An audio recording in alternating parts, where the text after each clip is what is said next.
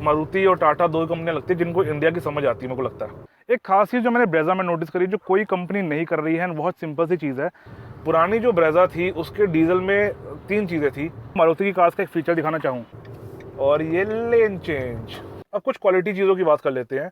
एक चीज़ जो मैं आपको बताना चाहूँगा जो मुझे बड़ी ऑड लगी इस गाड़ी के अंदर, मारुति सुजुकी उन कंपनीज में से एक है जो अपना सक्सेस फार्मूला बहुत ही कम चेंज करती है, लेकिन गवर्नमेंट नॉर्म्स के चलते उनको ब्रेजा का सक्सेस फार्मूला थोड़ा सा चेंज करना पड़ा, छोड़ना पड़ा वो BS4 diesel engine, and they introduced a 1.5 litre BS6 petrol engine.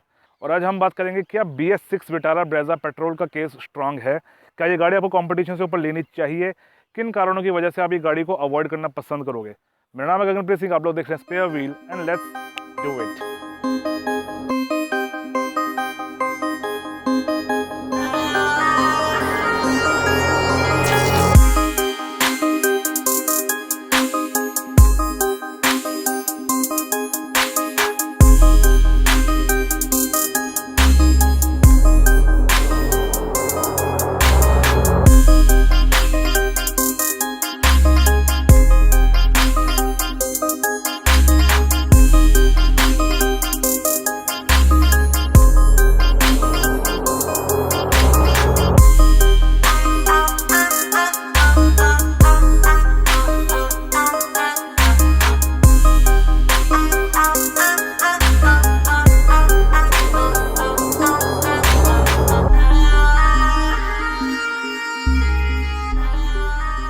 Compact SUV segment में मेरे को लगता है Brezza is the only car जो एसयूवी स्टांस के साथ जस्टिस करती है after EcoSport, considering the fact कि एक्सयूवी 300 काफ़ी बाद में आई थी, एंड नेक्सॉन, वेन्यू और सोनेट मुझे सिर्फ बड़ी हैचबैक्स लगती है।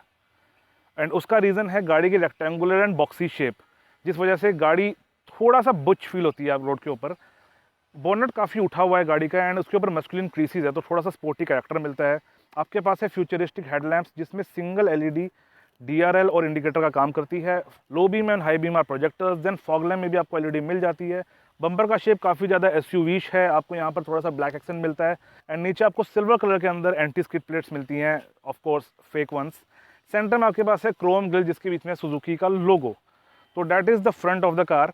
बात करते हैं गाड़ी के साइड्स की, एंड साइड्स के ऊपर ब्रेजा का SUV कैरेक्टर काफ़ी ज़्यादा प्रोमिनेंट है because of tall roof at the rear. तो बॉक्सी स्टाइलिंग की वजह से आपको ना थोड़ी सी SUV अपील मिलती है। इसके अलावा SUV कैरेक्टर देने के लिए कंपनी ने इसको रूफ रेल्स भी दे रखी हैं, and I feel like these roof rails are slightly functional. यहाँ पे स्क्रूज के लिए ओपनिंग के लिए जगह है, तो मेरे को लगता है उसके ऊपर रैक वगैरह आप लगा सकते हो, but I am not sure कितना कैपेसिटी आप इस गाड़ी के ऊपर उठा सकते हो। इन सब के अलावा कुछ चीज़ें आपको ना स्टैंडर्ड मिलती है आजकल हर गाड़ी के अंदर, जैसे आपको ORVM के ऊपर इंडिकेटर्स मिल जाते हैं, then windows are pretty massive, and आपको एक थर्ड क्वार्टर पैनल मिल जाता है, तो थोड़ी सी एयरनेस बनती है अंदर, क्लॉस्ट्रोफोबिक आपको पीछे फील नहीं होगा। क्रोम जो आप देख रहे हो, मेरे को लगता है ये थोड़ा सा एक्सेसरी है, ये आफ्टर मार्केट है। आई एम नॉट श्योर कि ये गाड़ी के अंदर आता है, बिकॉज आई डाउट, क्योंकि टॉप मॉडल के अंदर भी आपको शायद बॉडी कलर हैंडल्स मिलते हैं। अलॉयज़ आपको इस गाड़ी में नहीं मिलते, आपको ZXi वेरिएंट के अंदर अलॉय मिलते हैं। यहाँ पर आपके पास सिर्फ व्हील कैप है, so that was most of the sides. एक खास चीज़ जो मैंने ब्रेजा में नोटिस करी, जो कोई कंपनी नहीं कर रही है, बहुत सिंपल सी चीज़ है। आप क्लैडिंग देख पा रहे होंगे, हमारे देश में SUV का मतलब होता है बहुत सारी प्लास्टिक की क्लैडिंग जिससे गाड़ी स्ट्रांग लगे, लेकिन इस क्लैडिंग के ऊपर ब्रेजा के अंदर इन्होंने छोटे छोटे ना निशान डाल रखे हैं, रिविट्स बना रखे हैं, जैसे स्क्रूज लगे होते हैं। जो लोग प्रॉपर इन गाड़ियों के ऊपर काम करते हैं, जो कि एक्चुअल SUVs को समझते हैं या स्ट्रॉन्ग कार्स को समझते हैं, उनको पता होता है कि क्लैडिंग के ऊपर स्क्रूज लगे होते हैं। एंड ये स्क्रूज किसी गाड़ी में मेरे को ध्यान नहीं, मैंने देखे हो, मेरे पास हैरियर है, हैरियर के अंदर भी ये स्क्रूज नहीं आते।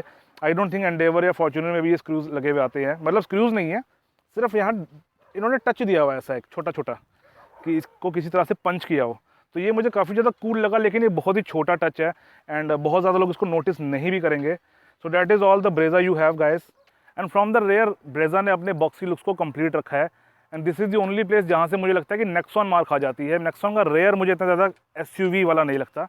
एनीवेज, ऑन द टॉप आपके पास एक स्पॉइलर, देन उसके नीचे आपके पास high mounted stop lamp, massive windshield, Suzuki का लोगो, एम्बॉस्ड टेल लाइट्स, थोड़ी सी बाहर उभरी हुई है ये, जिसको लोग 3D भी कह देते हैं, एंड ये बहुत ज़्यादा अच्छी लगती हैं। ऐसी टेल लाइट्स होंडा सिटी में भी आती है न्यू जनरेशन में, जो कि मेरे को लगता है कि होंडा ने BMW से चोरी करी है। एंड मैसिव आपको ब्रेजा की बैजिंग मिल जाती है सेंटर में। इस कार पे कोई बैजिंग VXI की दिख नहीं रही मुझे, मे भी शायद हटवा रखी हो। उसके नीचे आपके पास है these reflectors, there are parking sensors, 4 parking sensor इस गाड़ी के अंदर, एंड सबसे नीचे आपके पास है again fake anti skid plates. अगर मैं बूट ओपनिंग की बात करूँ तो थोड़ा सा कॉम्प्लिकेटेड इन्होंने जान के बना दिया है ब्रेजा को, मतलब कोई सेंस नहीं बनता है इस चीज़ का। लेकिन मैं आपको बताना चाहूँगा कि मेरे पास अगर जेब में चाबी है और मैं जाके सीधा बूट वाला बटन दबाता हूँ तो मैं उसको ओपन नहीं कर सकता। ओपन करने के लिए मुझे पहले अनलॉक का बटन दबाना पड़ेगा डिग्गी पर। आवाज़ आपने सुन ली होगी। अब मैं अगर बूट का बटन दबाऊँगा तो मेरा बूट खुल जाता है। ऑलरेडी अगर आपके पास एक बटन है, अगर आप उसी में लॉक का स्विच भी लगा दो तो मेरे को नहीं लगता कोई ज़्यादा कंपनी को दिक्कत होनी चाहिए। और अंदर आपके पास है भालू, बच के रहना इन भालुओं से, क्योंकि ये भालू काफ़ी ज़्यादा क्यूट है तो आपसे आपकी अटेंशन छिन सकती है। कुची कुची। पार्सल शेल्फ काफ़ी ज़्यादा अच्छी क्वालिटी की नहीं आपको महसूस होगी, तो ये एक थोड़ा सा डाउन साइड लगेगा आपको एक महंगी गाड़ी लेने के बाद भी। एंड अगर मैं बूट स्पेस की बात करूँ शेल्फ उठा के, तो वाह व्हाट अ नाइस टच। आपकी शेल्फ सेंटर से फोल्ड हो जाती है इस गाड़ी की। ये मैंने और किसी गाड़ी में पर्सनली मुझे ध्यान तो नहीं है, अगर मैंने देखा हो कि यहाँ से अटैच्ड लॉक्स हैं इसके, और सेंटर पे इफ़ यू कैन सी यहाँ प्लास्टिक है तो यहाँ से ही शेल्फ फोल्ड हो रही है। Nice touch, very nice touch. ऊपर यहाँ से मुड़ रही है अगर आप देख सकते हैं इस जगह से। Cool trick. And boot space गाड़ी का मुझे इनफ लगता है, मुझे एक्जैक्टली नंबर्स नहीं पता, लेकिन ये है कि बॉक्सी बूट स्पेस है, प्लस लोडिंग लिप काफ़ी ज़्यादा नहीं है, बूट आपका ऊपर की तरफ ही है तो आपको सामान रखने में ज़्यादा दिक्कत नहीं आएगी। दूसरी खास चीज़ है कि यहाँ पर उन्होंने कोने में एक्स्ट्रा जगह दे रखी है आपको, कभी होल्स, तो आप यहाँ पे छोटी मोटी चीज़ें रख सकते हैं। देन टॉप वेरिएंट के अंदर ना यहाँ साइड में अगर आप देख सकते हो ये जो बॉक्स लगा हुआ है यहाँ पर लाइट होती है मेरे ख्याल से, तो that is another thing. And spare wheel इनको मेरे ख्याल से कंपनी ने फुल साइज़ का दे रखा है ब्रेजा में। Yes, full size pair wheel है, 205 60 16 यही टायर बाहर लगा हुआ है, तो that is again a nice thing. Boot space is adequate for a car this size. And बात करते हैं गाड़ी के इंटीरियर्स की। मीनवाइल यार ये भारी है गाड़ी का, ये मैंने एक्सपेक्ट नहीं किया था कि मारुति की गाड़ी में टेल गेट भारी होगा इतना, बट ये आपको सच में फील होता है। और ये सिर्फ शॉकर की वजह से भारी नहीं लग रहा, ये एक्चुअल में भारी लग रहा है मुझे। या it is good. So location एकदम से चेंज कर दिया मैंने, एक ओपन ग्राउंड के अंदर आ गया हूँ बिकॉज गर्मी बहुत ज़्यादा थी, यहाँ पर पेड़ की छाया है। एंड इसके नीचे अगर मैं आपको मारुति की कार्स का एक फीचर दिखाना चाहूँ तो मैं प्रेस करता हूँ अनलॉक का बटन एंड इसको खींचता हूँ तो दरवाज़ा मेरा खुल गया है, लेकिन सिर्फ ड्राइवर डोर ओपन हुआ है, पैसेंजर डोर मेरा अभी भी लॉक्ड है। अब अगर मैं दोबारा बटन दबाता हूँ अनलॉक का तो मेरा पैसेंजर डोर ओपन हुआ है। तो दिस इज़ समथिंग जो मारुति की कार्स के अंदर होता है, यानी जब मैं पहली बार गाड़ी को अनलॉक करूँगा, सामने से अगर आप देख सकते हैं वो लॉक, तो पहला मैं अनलॉक का बटन दबाता हूँ, सिर्फ ड्राइवर डोर ओपन हुआ। अगर मैं दूसरा बटन दबाता हूँ तो सामने का पैसेंजर डोर भी अब अनलॉक हो चुका है। चलते गाड़ी के अंदर and opening angle of the door is pretty wide. And अगर मैं थर्ड की बात करूँ तो ब्रीजा का थर्ड मुझे पसंद है। इनफैक्ट मारुति की तीन ही गाड़ियों के अंदर आपको ठीक ठाक थर्ड मिलता है, ब्रेजा के अंदर, एस क्रॉस के अंदर एंड सियाज के अंदर। Now this is the key of the car, lock and unlock. कोई एक्स्ट्रा फंक्शन इस की के अंदर आपको नहीं मिलता। अगर आप इस की को निकालना चाहते हैं तो आपको यहाँ से स्लाइड करना होगा एंड की को बाहर खींचना होगा। तो दिस इज़ द बेसिक की। बंद कर देते हैं इसको, रख देते हैं साइड पे। बात करते हैं डैशबोर्ड की, तो this is the dashboard of the car guys. It looks blue, it looks very cool and कुछ एक्सेंट्स आपको सेंटर में मिलते हैं, लेकिन उसकी थोड़ी देर बात करेंगे। सबसे पहले स्टीयरिंग व्हील की बात करते हैं, तो size of the steering wheel is very good. आपको बहुत ज़्यादा बड़ा भी नहीं लगेगा स्टीयरिंग व्हील, बहुत छोटा भी नहीं लगेगा, कार के हिसाब से एडिक्वेट है। राइट साइड पर कोई कंट्रोल्स नहीं है, यहाँ पर आपको टॉप वेरिएंट में आई थिंक क्रूज कंट्रोल मिलता है। लेफ्ट साइड पे आपको इन्फोटेनमेंट कंट्रोल बटन मिल जाते हैं इन्फोटेनमेंट कंट्रोल के लिए। एंड यहाँ नीचे आपको कुछ कंट्रोल्स मिलते हैं टॉप वेरिएंट में कॉल उठाने के लिए, जो कि इस वेरिएंट में आपको नहीं मिलेंगे।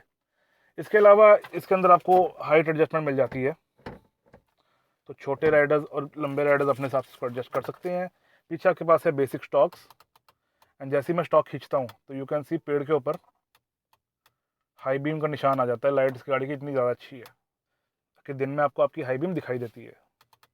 उसके पीछे है मेरे पास इंस्ट्रूमेंट क्लस्टर, लेकिन इंस्ट्रूमेंट क्लस्टर को चलाने के लिए मेरे को बटन दबाना पड़ेगा स्टार्ट स्टॉप का। तो VXI वेरिएंट में आपके पास स्टार्ट स्टॉप है। पहला अगर मैं बटन दबाता हूँ तो ACC लिखा आ गया, यानी मेरी एक्सेसरीज प्रॉबेबली ऑन हो जाएंगी अब। दूसरा अगर मैं बटन दबाता हूँ तो मेरी गाड़ी बैटरी पे आ जाती है and you can see all the indicators. कुछ आपको स्पीडोमीटर पे मिलते हैं, कुछ आपको RPM मीटर के ऊपर मिलते हैं। एंड दोबारा करते हैं इस चीज़ को, all the indicators again. And जैसे ही मैं क्लच दबाता हूँ तो एक हरा सा आइकन आपको दिखाई देगा RPM मीटर के ऊपर। नाउ ये हरा आइकन का मतलब है कि क्लच दबा रखा है एंड अगर मैं बटन दबाऊंगा तो मेरी गाड़ी स्टार्ट हो जाएगी। तो लेट्स जस्ट डू इट। बहुत ही हल्की सी मीठी सी आवाज़ के साथ मेरी गाड़ी स्टार्ट हो गई है। एंड क्योंकि हम एक अननोन जगह पर बैठे हैं तो गाड़ी को कर लेते हैं लॉक। Nice, good. तो this is the car guys, AC गाड़ी का स्टार्ट हो गया, बाहर गर्मी बहुत ज़्यादा है। And that was the instrument cluster. इसके बाद यहाँ पर आपको एडजस्टमेंट के लिए 2 नॉब्स मिल जाती हैं। यहाँ से मैं एवरेज देख पा रहा हूँ 5.5 आ रही है, लेकिन ये रियल एवरेज नहीं है। ड्राइविंग के समय हम एवरेज की बात करेंगे। अभी एवरेज कम क्यों है? बिकॉज मैं बहुत देर से जगह पे खड़ा हुआ हूँ या आसपास लोकल घूमता जा रहा हूँ, इसलिए आपको एवरेज बहुत 5.4 हो चुकी है। इसको इसके ऊपर ना जाए, ड्राइविंग के समय इसकी रियल एवरेज देखें। एंड इसके अलावा यहाँ पर मेरे पास है ट्रिप मीटर के लिए ये नॉब। तो ये गाड़ी कितना चल चुकी है, एंड 3846 आपको ऑटो दिखा रहा है। मेरे पास जब आई थी गाड़ी, आई थिंक 3800 के आसपास थी। तो दैट्स इट। अब इसके अलावा अगर मैं राइट साइड पे कंट्रोल्स की बात करूं, तो आप मेन कंट्रोल देख चुके हो। उसके अलावा यहाँ पे मेरे फॉग लैम्प का कंट्रोल है, अगर मुझे फॉग लैम्प्स ऑन ऑफ करने हैं। देन मेरे पास मिरर के कंट्रोल्स हैं लेफ्ट राइट करने के लिए। यहाँ पर जो ये बटन है ये काफ़ी यूनिक सा है, ये मारुति की गाड़ियों में ही आता है। एंड इनफैक्ट मेरी जेन में भी ऐसे ही बटन लगा हुआ था एक। तो यहाँ से अगर आप इसको मैं राइट करता हूँ, इसको राइट करते हैं, एक चौड़ा सा जॉयस्टिक है बस ये, एंड यू कैन सी शीशा मेरा एडजस्ट हो रहा है। इसके अलावा बटन शीशे को ऑन ऑफ करने के लिए मुझे अलग से बटन दिया हुआ है। तो ये मेरे शीशे बंद हो गए। एंड ये बटन ना बीच में रुक जाता है, इसका एक मिडल पॉइंट भी है। जैसे मैं आपको दिखाता हूँ, मैं खोला और यहाँ मैंने रोक दिया, तो शीशा मेरी तरफ ही रुक गया है। यू कैन सी मैं फ़ोन से रिकॉर्ड कर रहा हूँ, पता नहीं गोप्रो में कोई इशू आ रहा है। इसको कम्प्लीटली खोल देते हैं तो मेरे शीशे बाहर चले गए। ये सेंटर में रुक जाता है। इसके अलावा यहाँ पे हेडलाइट का एडजस्टमेंट के लिए मेरे को बटन दिया हुआ है। So that is all the things on the side. Then अगर मैं डोर के ऊपर आ जाऊँ, तो सबसे ऊपर मेरे को थोड़ा सा मटेरियल मिलता है जो कि it is of decent quality है, बहुत अच्छी क्वालिटी। मैं इसको नहीं कहूँगा, बहुत ख़राब भी नहीं कहूँगा, ठीक है, बट ये काफ़ी पतला है। इसकी जो लेज है ना, ये काफ़ी ज़्यादा पतली सी है। इस पर अगर आप हाथ रखोगे आपको ये चुभेगा। मतलब जब कुछ लोगों को आदत होती है ना ऐसे गाड़ी चलाने की, तो ये बहुत ज़्यादा वाइड नहीं है, ये ना बहुत कूल नहीं लगता पर्सनली मुझे।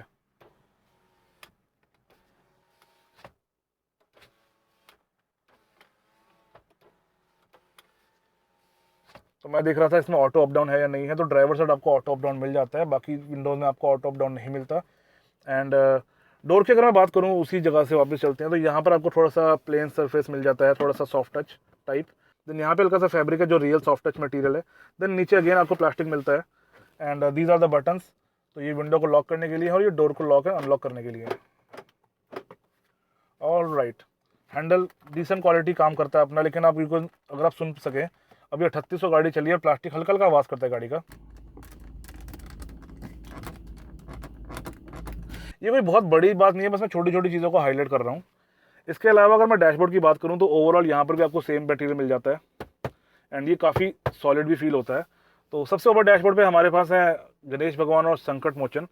एंड उनकी कृपा से अगर हम नीचे आते हैं, तो यहाँ पर हमारे पास है एसी वेंट्स, अच्छी खासी कूलिंग है इनकी। एंड ये एसी वेंट्स आई थिंक बंद नहीं होते कम्प्लीटली, साइड वाले मेरे ख्याल से ऑफ हो जाते हैं। येस, साइड वाला AC vent completely shut down हो जाता है, लेकिन सेंटर वाले एसी वेंट्स बंद नहीं होते मेरे। Not a big problem if you ask me. And उन एसी वेंट्स के सेंटर में मेरे पास है एक हज़ार्ड लाइट के लिए स्विच। एंड नीचे मेरे पास एक इंडिकेटर है, मेरे ख्याल से ये इंजन इमोबिलाइजर का होता है ब्रेजा में, but I am not sure about it. Then हम आ जाते हैं अपने इंफोटेनमेंट सिस्टम के ऊपर। तो इंफोटेनमेंट सिस्टम में आपको टच स्क्रीन नहीं मिलती, वो आपको सिर्फ टॉप वेरिएंट के अंदर मिलती है। यहाँ पे आपको सिर्फ बटन मिलते हैं। And to be very honest, अगर आपको स्क्रीन का बहुत ज़्यादा कीड़ा नहीं है, तो ये काफ़ी अच्छा सिस्टम है। इनफैक्ट इसकी आवाज़ भी अच्छी खासी डिसेंट है। मतलब सुबह गाना सुना था, अभी चलो बासमती बेच रही है लड़की इसके ऊपर। और काफ़ी ज़्यादा मतलब सिमेट्रिकल लेआउट ऐसा काफ़ी अच्छा लगता है। नीचे आपको बटन मिल जाते हैं 6, तो यहाँ से आप कॉल उठा सकते हो और कॉल काट सकते हो। सेंटर में आपके पास है माइक्रोफोन। इस सारे सिस्टम के आजू बाजू you can see there is a grey या सिल्वर एक्सेंट, जो आपको बोलना चाहो, लाइट ग्रे या silver accent, and it is very soft touch. तो it looks premium, it looks okay, मतलब बहुत प्रीमियम नहीं लगता, लेकिन ये ख़राब भी नहीं लगता। आपको एसी वेंट्स के ऊपर देखो छोटे छोटे क्रोम मिलता है, तो कंपनी ने प्यारे प्यारे टचेस दे रखे हैं चीज़ों को। इसके अलावा नीचे अगर मैं एसी कंट्रोल्स के ऊपर आ जाऊँ, तो यहाँ पे अगेन आपके पास थोड़ा थोड़ा क्रोम है, अगेन प्यारे टचेस। देन सेंटर में आपके पास स्क्रीन है, ऑटोमेटिक एसी कंट्रोल आपको मिल जाते हैं।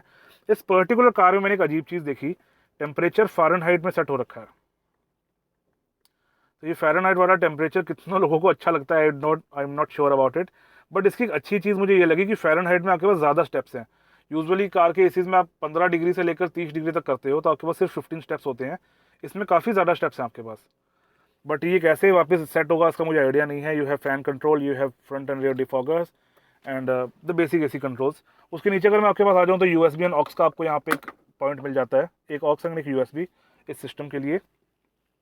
देन आपके पास यहाँ पे 12 वोल्ट सॉकेट है, दैट्स इट। पीछे आ जाते हैं हम गियर लीवर के ऊपर। तो gear lever of the car is good, it is decent, चलाने में काफ़ी ज़्यादा अच्छा है। पर मुझे इसकी प्रॉब्लम क्या लगती है, मुझे ना ये अननेसेसरी थिक लगा। ये बस ऊपर से पकड़ने में ठीक होना चाहिए, नीचे से अगर ये पतला सा डंडा होता या थोड़ा स्लिम होता तो it would have been nice. Otherwise ये ठीक है, बस ये बहुत प्रीमियम एहसास आपको नहीं करवाएगा। That is the only problem with this thing. And जो प्रिंटिंग है वो एग्जैक्टली सेंटर में नहीं है, if you can C, printing थोड़ी सी ऑफसेट है इसकी, थोड़ी सी राइट साइड को आ रखी है, बट ये बहुत छोटी सी बात है, इससे किसी को फ़र्क नहीं पड़ना चाहिए। एंड उसके पीछे you can see the handbrake, simple handbrake है मेरी, functional, and that's all. There is no armrest in this car. अगर मेरे को लगता है ब्रेजा जैसी गाड़ी आप बेच रहे हो तो आपको उसमें आर्म रेस्ट ज़रूर देना चाहिए। आई एम नॉट श्योर कि ZDI वेरिएंट में आर्म रेस्ट आता कि नहीं आता, ZXi के अंदर, बट इस कार में मेरे पास आर्म रेस्ट नहीं है। बात करते हैं स्टोरेज स्पेसेस की, तो सबसे पहले डोर साइड से ही स्टार्ट करते हैं। आपको यहाँ पर एक बॉटल होल्डर मिल जाता है, पीछे थोड़ी सी जगह मिल जाएगी आपको सामान रखने के लिए। देन ड्राइवर साइड का आपको यहाँ पर थोड़ी सी जगह मिलती है, जहाँ मेरा हाथ चला गया, लेकिन बहुत ज़्यादा जगह यहाँ पर नहीं है, थोड़ा सा सामान आप यहाँ पे रख सकते हो, कॉइन्स वगैरह, that's it. And central console के अंदर आपको यहाँ नीचे थोड़ी सी जगह मिलती है जहाँ पे मोबाइल अपना रख सकते हो, बट आई डाउट यहाँ पे बहुत लंबा मोबाइल ठीक से आएगा। इसके अलावा let's keep the cable back where it was. आपको यहाँ पर बॉटल होल्डर मिल जाते हैं। तो अगर आप बॉटल होल्डर ध्यान से देखो तो ये वाला बॉटल होल्डर बड़ा है, ये छोटा है, यानी आपकी बॉटल, ये सिंपल सी बॉटल है मेरी 500 ml वाली, ये आगे आ गई 750 ml की बोतल है, लेकिन ये पीछे नहीं आती। But on the flip side, पीछे अगर आपके पास कोई छोटा पतला गिलास है वो रख सकते हो, या अगर आपके पास कोई बड़ी चौड़ी बोतल है तो वो पीछे आ सकती है, बड़ी बोतल आपकी आगे नहीं आ सकती। तो ये थोड़ा सा ना मिक्स मैच डिज़ाइन बनाया है मारुति ने, ये मुझे बड़ा अजीब सा लगा। मतलब आप 2 प्रॉपर बॉटल होल्डर दे दो वो भी अच्छी बात है, लेकिन चलो ये भी ठीक है जिनको पसंद है।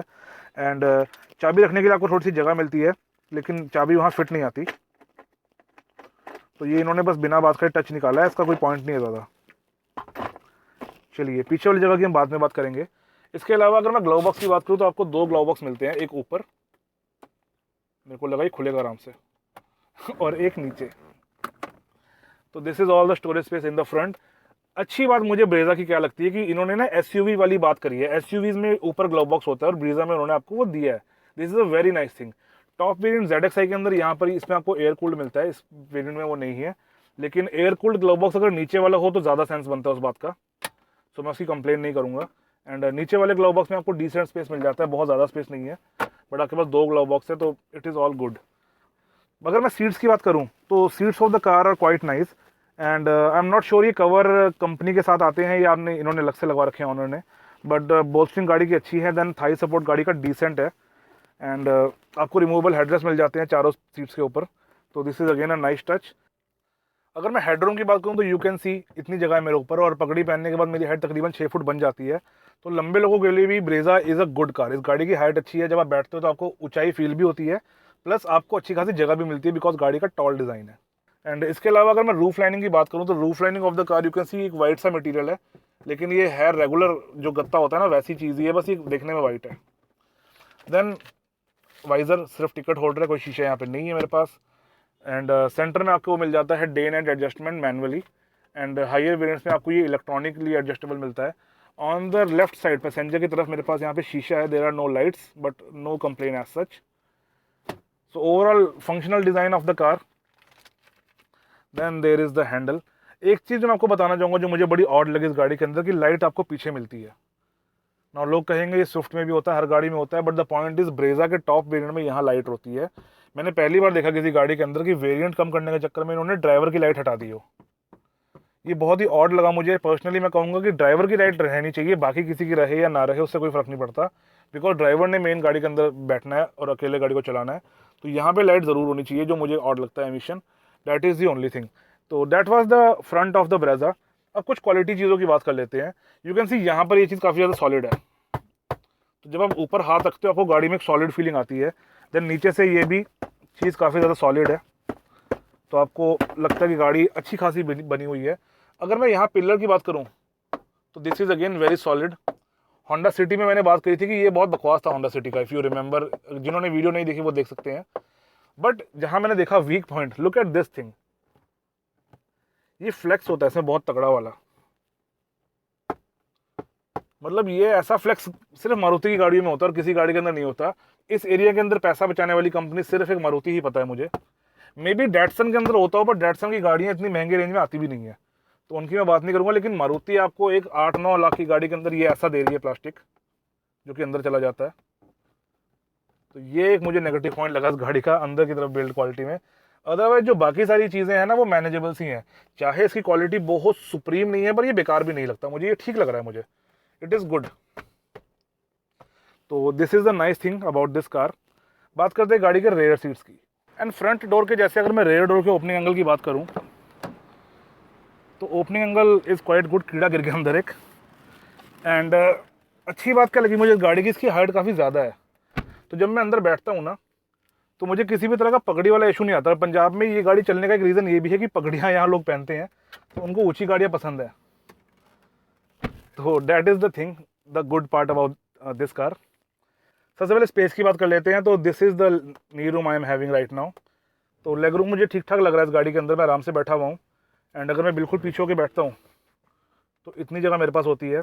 एंड देन वो सीट मैक्सिमम आगे का रखी है, ये मेरी ड्राइविंग के हिसाब से, यानी अगर मेरे से छोटी हाइट का ड्राइवर है तो शायद ये सीट और आगे चली जाए, बट ये seat all the way up है, ऑल द वे फ्रंट का रखी है, तो इसमें काफ़ी ज़्यादा आपको जगह मिल जाती है। एक चीज़ का ध्यान रखिए, जो टॉप वेरिएंट आता है उसके अंदर सीट के नीचे यहाँ पे बैटरी लगी होती है, तो थोड़ा सा आपको इशू आएगा। Otherwise there is not much. फुटवेल्स का साइज़ काफ़ी ज़्यादा डिसेंट है। एंड सेंटर में आपको हम्प मिल जाता है, तो अगर 3 लोग यहाँ बैठते हैं तो थोड़ा सा तीसरे बंदे को, बीच वाले बंदे को पैरों में हल्का सा उसको एडजस्टमेंट करना पड़ेगा इधर उधर। बट ये बहुत ज़्यादा ऊंचा हम्प भी नहीं है, तो उसके ऊपर पैर रखा जा सकता है easily. That is the thing. अब चाहे बीच में हम्प है तो बीच वाले को इशू आएगा, लेकिन उसको ऊपर बैठने में दिक्कत नहीं आएगी, बिकॉज जो बेंच है इट इज़ कम्प्लीटली फ्लैट। मतलब बहुत ही मिनिमल सा उठा हुआ है, ये आपको पता ही नहीं चलेगा कि ये यहाँ पे सेंटर वाली सीट ऊंची है। ये कम्प्लीटली फ्लैट आप इसको बोल सकते हो। एंड जो बैक सपोर्ट है वो भी उसी की तरह फ्लैट है कम्प्लीटली, तो आपको किसी तरह की बोस्टिंग यहाँ पे खास नहीं मिलती है। These are completely flat seats.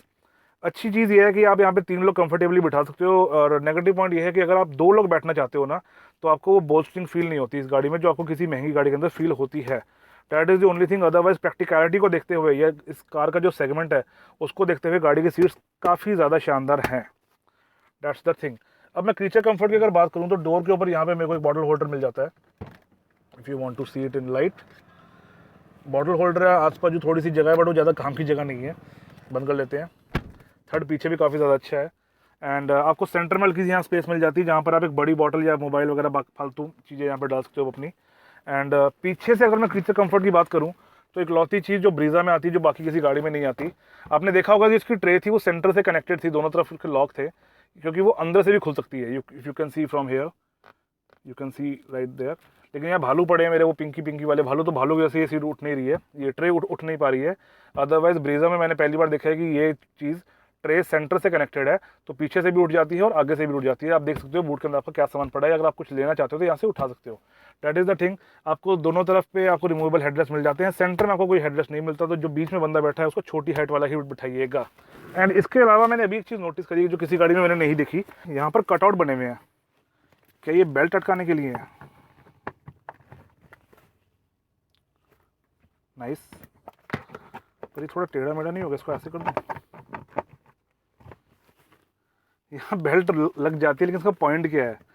Belt तो वैसे भी आपकी नॉर्मली बीच में तो आ नहीं रही है, साइड में ही है।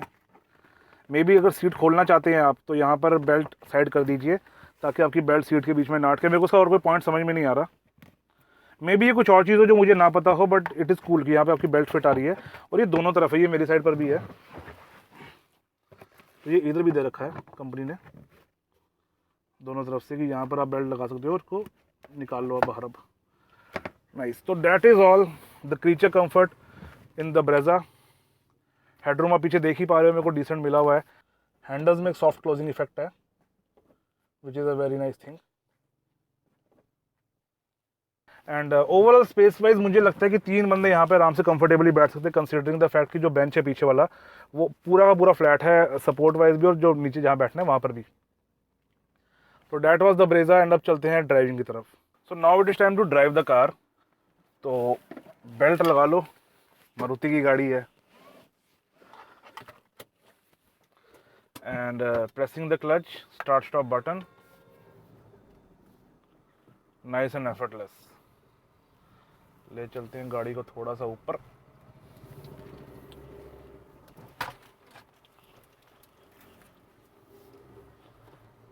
छोटा सा खड्डा था जहाँ मैंने गाड़ी लगा रखी थी, गाड़ी एकदम से चढ़ गई ऊपर को। ग्राउंड क्लियरेंस एंड डायनामिक्स गाड़ी के ठीक ठाक ही हैं वैसे।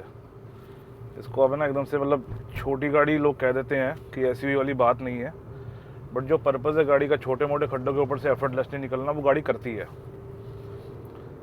सबसे पहले अगर मैं व्यूइंग एंगल्स की बात करूँ तो viewing angles of the car are very nice, they feel very good. आपको सब कुछ सही से दिखता है, बट आप ना थोड़ा सा एक्सपेक्ट करते हो कि शीशे में आपको थोड़ा सा बेटर विजिबिलिटी मिल जाए, बिकॉज इस गाड़ी में रिवर्स कैमरा नहीं है, तो आप शीशे के ऊपर ही डिपेंड हो। एंड जब आपने गाड़ी बैक करनी होती है तो लिटिल बिट आपको लगता है कि शीशा थोड़ा सा आपको फील होता है कि थोड़ा और दिखना चाहिए था इसके अंदर। अदरवाइज इट इज़ नाइस, ऐसा कोई प्रॉब्लम नहीं लगती मुझे गाड़ी में। ब्रीजा की सबसे अच्छी बात है कि इसमें आपको एक हाइट वाली फीलिंग मिल जाती है जो आपको वेन्यू और सोनेट में नहीं मिलती, तो ये भी इस गाड़ी के सेलिंग की तरफ एक प्लस पॉइंट बन जाता है। इसके अलावा अगर मैं फीलिंग की बात करूँ तो feeling of the car is very good. Pedals are very super light. Clutch बहुत लाइट है, एक्सेलरेटर भी काफ़ी ज़्यादा लाइट है, brake is also decent and very light in fact. तो ये तीनों चीज़ें काफ़ी ज़्यादा अच्छी हैं। अगर मैं गियर्स की बात करूँ, ज़बरदस्त गियर की क्वालिटी जो है ना, जो जब गियर शिफ्ट होता है आपका, जो आपकी स्लॉटिंग होती है, तो आपको पता चल जाता है किसी भी गाड़ी के अंदर कि गियर पे कितना काम किया है कंपनी ने। And slotting wise the gear is very nice. My only gripe with the gear इज़ कि ये गियर ना देखने में इतना प्रीमियम नहीं लगता। ये वैसे अच्छा है चलने में, मतलब जो फंक्शनैलिटी है इसकी बहुत ज़्यादा नाइस है, बट हल्का सा मेरे को लगता है कि थोड़ा सा इसको और प्रीमियम बना सकती थी कंपनी, क्योंकि मारुति सुजुकी अरीना के अंदर जो टॉप गाड़ी आती है वो ये आती है। मारुति की जो टॉप गाड़ी है वो ये है, ब्रेजा। अर्टिगा भी शायद आती है, लेकिन अर्टिगा को मैं सच ब्रेजा से कंपैरिजन में नहीं लूँगा, वो बड़ी गाड़ी है।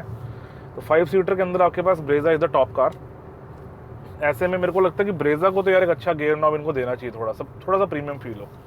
पैडल्स काफ़ी नाइस है और डेड पैडल भी गाड़ी का ठीक ठाक है, और क्लच से अच्छा खासा डिफरेंस है उसका, तो आप डेड पैडल भी यूज़ कर सकते हो। It is very nice. Ergonomically गाड़ियाँ बहुत अच्छी होती है मारुति की कह लो या कह लो सुजुकी की, थोड़ी बहुत इंजीनियरिंग तो इसमें डेफिनेटली होती होगी, बिकॉज जापानीज़ कंपनी जब आपके साथ लग जाए तो वो भी काम करते हैं और आपकी गाड़ियों को बेहतरीन बनाते ही हैं। तो वो चीज़ आपको फील होती है यहाँ पे कि हर एक चीज़ ना मेरे पास में है। ड्राइवर यहाँ बैठ के सारा कुछ गाड़ी को ऑपरेट कर सकते हैं। इवन ग्लोव बॉक्स खोलना ऊपर वाला is very easy for me. किसी गाड़ी के अंदर ना ग्लोव बॉक्स काफ़ी दूर निकल जाता है इसमें सब कुछ मेरे पास है and everything feels very nice. इसके अलावा अगर मैं हैंडलिंग एंड फीडबैक की बात करूँ, लेट अस चेंज दिस लेन। अभी मैं 80 पर हूँ कार फील्स नाइस। थोड़ा सा देखो बॉडी रोल है इस गाड़ी में, बट काफ़ी ना जब कॉर्नरिंग फीडबैक गाड़ी का ठीक ठाक है, तो गाड़ी ना बड़ी एंगेजिंग सी महसूस होती है जब आप एकदम से एक हार्ड कॉर्नर लेते हो। In fact if I am not wrong, Brezza ना ओवरस्टेयर करती है। ओवरस्टेयर यानी बाकी गाड़ी में क्या होता है, जब आप हाई स्पीड पे गाड़ी को मोड़ोगे ना तो आपको लगेगा कि गाड़ी मुड़ नहीं रही उसे बोलते हैं अंडरस्टेयर। ओवरस्टेयर होता है कि गाड़ी ज़रूरत से ज़्यादा मुड़ने लग जाती है। ये ब्रेजा में होती है चीज़, and it is a nice thing, क्योंकि आपका हाई स्पीड पे ऊपर काफ़ी डिसेंट कंट्रोल बना रहता है। बट एक और चीज़ होती है इसके साथ, जब गाड़ी जल्दी ओवरस्टेयर करती है ना तो बहुत हाई स्पीड के ऊपर उसका पलटने का चांस होता है। बट मैं ये नहीं कह रहा कि ब्रेजा पलटती है गाड़ी ऐसे, मारुति की गाड़ियाँ ठीक होती हैं। इनफैक्ट मारुति की गाड़ियाँ मुझे पसंद ही इसलिए कि मारुति की गाड़ियाँ ओवरस्टेयर करती हैं। ओवरस्टेयर वाली गाड़ी मेरे को पर्सनली ज़्यादा अच्छी लगती है, क्योंकि कहीं आपको इमरजेंसी में एकदम से जब आपने कट मारना होता है तो ओवरस्टेयर वाली गाड़ी कट मार लेती है, अंडरस्टेयर वाली गाड़ी रह जाती है। तो ये एक नाइस चीज़ लगी मुझे इसकी। तो फीडबैक में मैं इसको कहूँगा it is a good car. इसको मैं किसी सेडान से कंपेयर नहीं कर सकता। हो भाई ये कट गाड़ी ना एकदम से मारती है। मेरे पीछे काफ़ी दूर तक कोई नहीं आ रहा, मतलब हैं लोग तकरीबन लाइक 100 मीटर पीछे हैं, 100-150 मीटर। बट यार ये कट मारने में जो गाड़ी का इसका मतलब एक अजीब सा फ़न है इस गाड़ी में। ये फ़न ना हर गाड़ी में नहीं होता, ये फ़न क्रेटा में नहीं है। क्रेटा ऐसे ही लगती है मुझे गाड़ी, मतलब ठीक है गाड़ी क्रेटा अच्छी है, बैड नहीं है, it is not a bad car, but नहीं चलाने में उसका मज़ा नहीं है ब्रेजा का मज़ा है चलाने में। देखो इंजन इसका बहुत पावरफुल नहीं है, लेकिन फिर भी ना इसको चलाने का मज़ा आता है, बिकॉज हैंडलिंग गाड़ी की नाइस है। I love this, love the handling of this car. अच्छा पीछे ना एस्प्रेसो आ रही है कंपनी उसको भी एसयूवी बोल के बेचती है, मस्त है कंपनी। ऑरेंज रंग की एस्प्रेसो अगर आपने देखा हो बीच में। So handling of the car is very nice. Centre का फीडबैक हल्का सा डेड है, लेकिन जब आप कॉर्नरिंग करते हो, जैसे आप कट मारते हो ना, आपको कंप्लीट एक कंट्रोल मिलता है गाड़ी के ऊपर, which is a very nice thing for this car. And predictability गाड़ी की काफ़ी ज़्यादा अच्छी है, तो स्टीयरिंग की प्रिडिक्टेबिलिटी काफ़ी ज़्यादा अच्छी है। अगर मैं राइड क्वालिटी एंड सस्पेंशन की बात करूं तो ride quality of the car is very nice, it is very good. In fact Maruti और टाटा दो कंपनियां लगती है जिनको इंडिया की समझ आती है, मेरे को लगता है। यहाँ पर मैं ये कहूँगा कि जो इसका सस्पेंशन है ना आउटराइट, वो एकदम से स्टिफ नहीं है बहुत ज़्यादा, वो हल्का सा ना सॉफ्ट तरफ मुझे फील होता है for the car this size. मतलब जितनी बड़ी ये गाड़ी है और अगर इसका सस्पेंशन मैं कहूँ जितना मैं स्टिफ महसूस करना चाहता हूँ ना, उतना स्टिफ नहीं है, थोड़ा सा ये सॉफ्ट महसूस होता है हल्का सा। उस वजह से क्या होता है कि शहर के अंदर जो आपके छोटे छोटे खड्डे आते हैं ना, गाड़ी उसको बहुत एफर्टलेसली कवर कर जाती है। लेकिन हाईवे के ऊपर जब आप लंबी रोड पे जा रहे होते हो तो छोटे छोटे बम्प से गाड़ी हल्का हल्का बाउंस करती है। इनफैक्ट इसी सॉफ्टनेस की वजह से ना जब आप कट लेते हो तो हल्का सा आपको बॉडी रोल महसूस होगा इस गाड़ी के ऊपर। सेडान या हैचबैक से आएंगे तो ज़्यादा लगेगा आपको, लेकिन जो कार का साइज़ है उस हिसाब से बॉडी रोल बहुत ज़्यादा नहीं है। It is very good, very much controlled, और वो उसी सॉफ्ट सस्पेंशन की वजह से ही आ रहा है। अदरवाइज मेरे को लगता है जो पुरानी ब्रेजा थी जो डीजल आती थी BS4 के अंदर, आई जस्ट फील, मेरी एक फीलिंग है कि उसका सस्पेंशन थोड़ा सा स्टिफ था इससे। मेरे दोस्त के पास है वो ब्रेजा, मैंने थोड़े टाइम पहले चलाई थी वो, हम घूमने गए थे, एक व्लॉग मैंने डाला था अपने दूसरे चैनल पे, उसमें मैंने वो ब्रेजा में वो वाले चला रहा था डीजल, तो वो हल्की सी स्टिफ चलती है, ये हल्की सी सॉफ्ट है। तो सॉफ्ट का फ़ायदा ये है कि शहर में ये गाड़ी कंफर्टेबल है काफ़ी ज़्यादा। हाईवे के ऊपर ना जब हल्का सा रोड्स में बम्प्स आते हैं ना तो हल्की सी गाड़ी जंप करती है, मतलब एग्जैक्टली ऐसे उछल नहीं रही, लेकिन थोड़ा सा आपको पता चलता है कि गाड़ी हल्का सा कर रही है। हाँ, वेन्यू के मुकाबले गाड़ी बहुत ज़बरदस्त है। अगर मैं सॉफ्ट गाड़ियों की बात करूँ ना तो वेन्यू मेरे दिमाग में आती है। इवन मैं इसको गाड़ी को क्रेटा से बेटर मैं कहूँगा पर्सनली स्पीकिंग। क्रेटा सॉफ्ट है गाड़ी काफ़ी ज़्यादा, लेकिन एक कॉन्फिडेंस जो देती है ना ब्रेजा, वो क्रेटा नहीं देती। It is a good car, very good car. अब अगर मैं इंजन की बात करूं तो यहाँ पर ना दो एस्पेक्ट आते हैं बात करने वाले। पहला है गाड़ी की जनरल परफॉर्मेंस और दूसरा है पुरानी ब्रेजा डीजल से गाड़ी का कंपैरिजन। पहले मैं जनरल परफॉर्मेंस की बात करता हूँ क्योंकि बाद में ना एस्पेक्ट एकदम से पलट जाएगा। जनरल परफॉर्मेंस वाइज 1500 सीसी का इंजन है, मुझे नंबर याद ही नहीं है गाड़ी के स्पेक्स क्या है। देखो मैं पेट्रोल गाड़ी के स्पेक्स ना बहुत कम देखता हूँ, बिकॉज मेरे को पर्सनली लगता है कि डीजल गाड़ियाँ मस्त होती हैं, पेट्रोल की तरफ मेरा फेवर कम जाता है। तो अगर बिना नंबर देखे मैं परफॉर्मेंस की बात करूं, इट इज़ गुड। आपको एज सच अगर आप गाड़ी रेगुलर चलाते हो नॉर्मल बेसिस के ऊपर, आपको गाड़ी लैकिंग नहीं लगती, और जैसे ही आप गियर डाउन करते हो तो गाड़ी आपको रिस्पॉन्स करना शुरू कर देती है। And for a family of 5 people अगर आप हाईवे पे जा रहे हो तो मेरे को ये लगता है अगर आपको किसी बड़ी गाड़ी को ओवरटेक करना है हाई स्पीड के ऊपर तो आपको गियर डाउन करना पड़ सकता है, अदरवाइज और इस गाड़ी में कोई ऐसा दिक्कत नहीं है। इन सब के अलावा एक चीज़ मैंने और नोटिस करी, इस गाड़ी में ना लो एंड टॉर्क थोड़ा ठीक ठाक है। ठीक ठाक का मतलब होता है कि अगर मैं गाड़ी को दूसरे या तीसरे गियर पर भी उठाने की कोशिश करूँ तो गाड़ी उठ जाती है, बंद नहीं हो जाती। जैसे कुछ बड़ी गाड़ियाँ जो होती हैं जिनमें लो एंड थोड़ा सा कम होता है ना, वो झटका मार के गाड़ी बंद कर जाती है, स्टॉल कर जाती है, बट ये उठ जाती है। तो इसका ट्यूनिंग लो एंड पे ठीक ठाक किया हुआ है कंपनी ने, ताकि आपको छोटे गियर्स के ऊपर बार बार ना बदलना पड़े, ट्रैफिक के अंदर आपको ज़्यादा दिक्कत ना है। बट बस वही है कि हाई स्पीड के ऊपर अगर आपने ओवरटेक करना तो आपको गियर एक आधा उतारना पड़ सकता है, that is the only thing. ये तो था इसका जनरल परफॉर्मेंस का रिव्यू कि आपको रेगुलर शहर में चलाने में ज़्यादा दिक्कत नहीं आएगी, हाईवे में चलाने में ज़्यादा दिक्कत नहीं आएगी। हाँ, अगर आप भगाना चाहते हो तो आपको शायद कोई डीजल गाड़ी ले लेनी चाहिए, दैट इज़ वन थिंग। अब बात करते हैं Brezza petrol BS6 versus Brezza diesel BS4, क्योंकि पहले ये गाड़ी सिर्फ डीजल में आती थी और टॉप सेलिंग थी, मतलब इसकी सेल कोई तोड़ता ही नहीं था। अब ये गाड़ी सिर्फ पेट्रोल में आती है। एंड सेल्स वाइज अब मैं कहूँगा कि वेन्यू और ब्रेजा, सोनेट और नेक्सॉन ये सब अब अल्टी पल्टी होते रहते हैं थोड़ा बहुत ना, तो सेल्स डेफिनेटली पहले के मुकाबले थोड़ी सी गिरी है ब्रेजा की। एंड उसके पीछे एक रीज़न मुझे लगता है मेजर, वो है डीजल इंजन का। पुरानी जो ब्रेजा थी उसके डीजल में 3 चीज़ें थी, वो आवाज़ बहुत करता था, ये इंजन आवाज़ नहीं करता, तो that is a good thing. उस डीजल इंजन की माइलेज काफ़ी अच्छी थी, कंपैरेटिवली इस पेट्रोल की माइलेज उतनी ज़्यादा नहीं है। तो कुछ लोगों को ये बात भी लगेगी कि यार एक फ्यूल एफिशिएंट गाड़ी जो नेचर था ब्रेजा का वो अब ख़त्म हो गया है। तीसरी सबसे ज़रूरी बात है परफॉर्मेंस। एंड ब्रेजा का diesel engine performance wise it was very punchy, it was very nice. वो चीज़ इस गाड़ी के अंदर से मिसिंग है। आप पुरानी ब्रेजा का अगर चलाओगे डीजल किसी की, उसको एकदम से रेव करोगे, वो गाड़ी उठने को तैयार रहती है। उस गाड़ी का लो एंड है ही नहीं, यानी कि 1500-1700 आरपीएम तक वो गाड़ी चुपचाप रहती है। उसके बाद लाइक 1700 से लेकर 4500 आरपीएम तक उस गाड़ी में जोर ही जोर है। उसके कंपैरेटिव अगर मैं इसकी बात करूँ ना तो 3000 आरपीएम के बाद जाके ये गाड़ी बैठ जाती है। दैट इज़ द थिंग जो मुझे इस गाड़ी का एक नेगेटिव पॉइंट लगता है कि इस गाड़ी में परफॉर्मेंस उतनी अच्छी नहीं है। सुनने में अच्छा लगता है 1500 सीसी का इंजन है, लेकिन परफॉर्मेंस 1500 वाली नहीं है इसकी। सो दैट इज़ द थिंग जो मुझे लगता है कि ब्रेजा न्यू जो पेट्रोल ब्रेजा है उसमें थोड़ी सी मिसिंग है। एंड अगर ये चीज़ इसमें रहती तो मेरे को लगता है डेफिनेटली ये गाड़ी like top of the line रहनी थी हमेशा और इसकी सेल्स ना टूटती।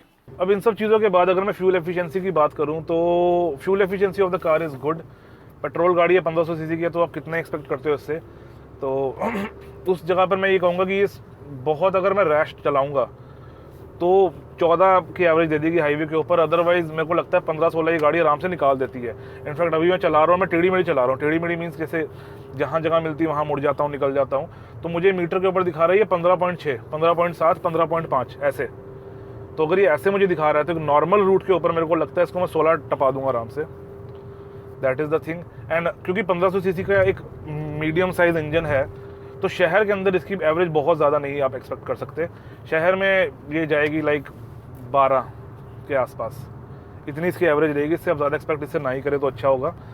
तो that is the fuel efficiency part. तो इन सब चीज़ों के बाद अगर मैं इसको समराइज़ करूँ, गाड़ी फीलिंग के अंदर काफ़ी ज़्यादा अच्छी है।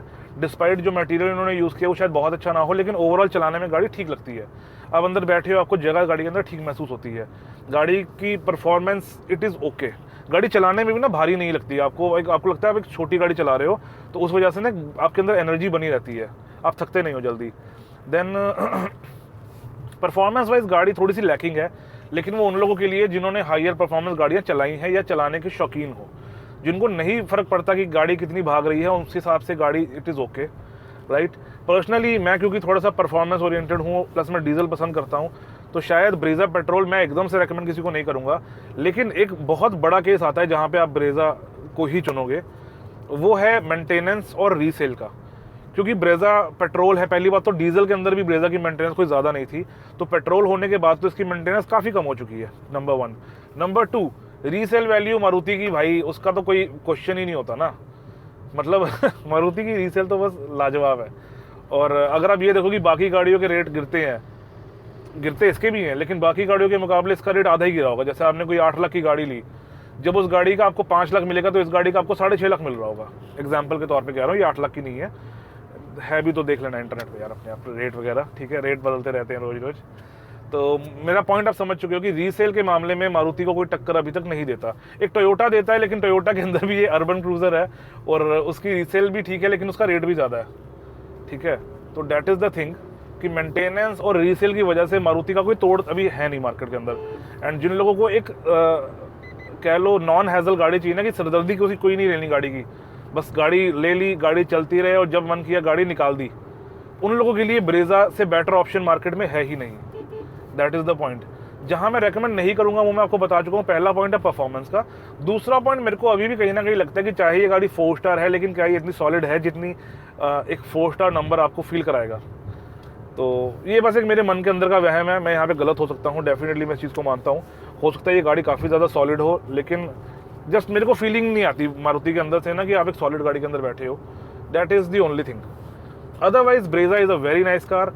कॉम्पिटिशन की अगर मैं बात करूँ तो नेक्सॉन का पेट्रोल इतना ना, मतलब वो टर्बो पेट्रोल उसमें कहने को आता है, वो इतना कोई मज़ेदार नहीं है, वो एवं है, लुल है वो। और नेक्सॉन डीजल की अगर मैं बात करूँ, it is a good car Nexon diesel, लेकिन वो 1.5-2 लाख किलोमीटर के बाद क्या रिस्पॉन्स करेगी, थोड़ा सा मैं डाइसी हूँ उस चीज़ को लेके। मैं नहीं कह रहा ख़राब है वो, बट पता नहीं, मेरा ट्रस्ट अभी तक उस गाड़ी के ऊपर बना नहीं है इतने सालों के बाद भी। देन EcoSport अब बंद हो गई। एक बहुत अच्छा लाजवाब ऑप्शन था हमारे पास, अनफॉर्चुनेटली EcoSport अब नहीं आता। अगर मैं बात करूँ वेन्यू और सोनेट की, तो वहाँ मैं कहूँगा सोनेट ले लो। वेन्यू तो मुझे वैसे ही नहीं पसंद गाड़ी। Sonet is a good car, लेकिन सोनेट और ब्रेजा के अंदर सिर्फ ये चीज़ है कि सोनेट महंगी है तो उसमें फीचर ज़्यादा है, ब्रेजा सस्ती है इसमें फीचर कम है, लेकिन maintenance wise it is cheap, आपको जेब पे ज़्यादा खर्चा नहीं पड़ता, और चलाने में मुझे ब्रेजा का ज़्यादा मज़ा आता है, ठीक है।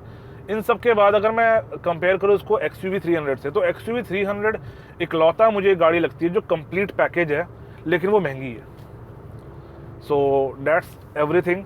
हाँ, अगर आपको ब्रेजा का मज़ा चाहिए, आप चाहते हो कि थोड़ा सा मुझे गाड़ी अच्छी फील हो, तो अर्बन क्रूज़र आप ले सकते हो, लेकिन उसमें लोगों का फ़र्क है। और कुछ लोगों से मैंने सुना है कि थोड़ा बहुत पैडिंग का डिफरेंस है उसके अंदर, कि आपको दरवाजे खाली महसूस नहीं होते। तो मुझे अभी वो पर्सनली रियल लाइफ में देखना बाकी है। शोरूम पे जाओ तो सारी गाड़ी एक जैसी लगती है, न्यू गाड़ियाँ। तो एक बार रियल लाइफ में मैं कभी देखूंगा तो आपको ज़रूर बताऊंगा कि अर्बन क्रूज़र गाड़ी से कितनी बेटर है। लेकिन अर्बन क्रूज़र को ब्रेजा से ऊपर आपको एक्स्ट्रा पैसे देने पड़ते हैं, और उन एक्स्ट्रा पैसे के बदले में आपको थोड़ी सी एक्स्ट्रा वारंटी मिलती है। खड्डों के ऊपर गाड़ी आराम से निकलती है, मस्त गाड़ी है। तो वो वारंटी आपके लिए कितनी वर्थ रखती है वो आप देख लीजिए। Otherwise there is not much difference between urban cruiser and Brezza. आपको बस टोयोटा का लोगो और एक्स्ट्रा वारंटी मिलती है। तो that was my review of Vitara Brezza petrol BS6। हाँ, BS6 बोलने की ज़रूरत नहीं थी, बिकॉज BS4 में ब्रेजा पेट्रोल नहीं आती थी। कैसा लगा आपको ये वीडियो कमेंट्स के अंदर ज़रूर बताएं। इसके अलावा किन गाड़ियों की वीडियोस देखना पसंद करेंगे वो भी कमेंट करें। एंड जो लोग अभी तक देख रहे हैं लाइक कर दो यार इस वीडियो को, बिकॉज लाइक्स का मज़ा आता है, थोड़ा देख के मोटिवेशन वगैरह मिलती है, थोड़ा हम दोबारा काम करना शुरू करेंगे फिर। तो आई होप आपको आज का वीडियो अच्छा लगा। मुलाकात करेंगे अगले वीडियो के अंदर, तब तक के लिए keep liking, sharing, subscribing and supporting. Bye bye. और ये लेन चेंज हो ये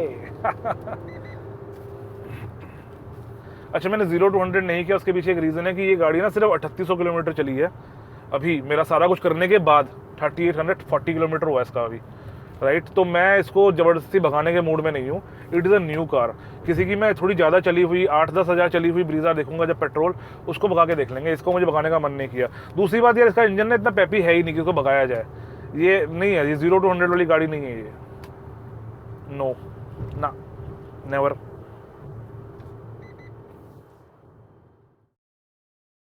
मारुति उन कंपनी में से एक है जो अपने विनिंग फॉर्मूला को जल्दी चेंज नहीं करते, लेकिन सरकार के सामने सबकी नहीं चलती। झुकना पड़ता है और देनी पड़ती है कुर्बानी उस डीजल इंजन की जिसने ब्रेजा को किंग ऑफ कॉम्पैक्ट एसयूवीज बनाया। जैसे इसको आइडिया लग रहा है मेरे सामने जो जा रहा है, बिकॉज उसका शीशा ही नहीं है। ये निकला हुआ घर से ऐसे, इसने गाड़ी धोई नहीं पिछले 15 सालों में। अरे दूसरा शीशा भी नहीं है इसका मस्त लोग है यार अमृतसर में।